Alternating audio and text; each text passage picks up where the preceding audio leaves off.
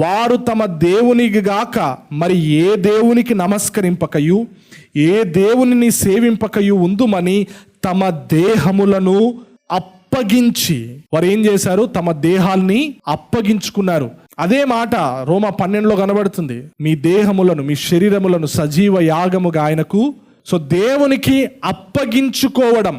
వారు ఎట్లా అప్పగించుకున్నారు? దేవుడు ఏం చేసినా చేయకపోయినా మమ్మల్ని మేము దేవా నీకు అప్పగించుకుంటామని అప్పగించుకున్నారు. అందుకే దేవుడు వారిని కాపాడాడు. నీ జీవితంలో దేవుని శక్తి ప్రభావం ఎప్పుడు కనబడుతుంది అంటే అన్కండిషనల్ గా, షరతేం లేదు. నువ్వు ఇది చేస్తే అది చేస్తా కాదు. నువ్వేం చేసినా చేయకపోయినా నువ్వేమై ఉన్నావో దాన్ని బట్టి ప్రభువా నీవు అర్హుడవు, నువ్వు రాజు, నువ్వు నా కొరకు ప్రాణం పెట్టావు, నన్ను రక్షించావు, ఇంత గొప్ప రక్షణ ఇచ్చినావు, అర్హత లేకపోయినా నన్ను రక్షించినావు, ఈ సమస్తం నీదయ్యా, నన్ను నేను నీకు అప్పగించుకుంటున్నానని కంప్లీట్ గా 100% గా సంపూర్ణంగా, సగం కాదు 100% నీ జీవితం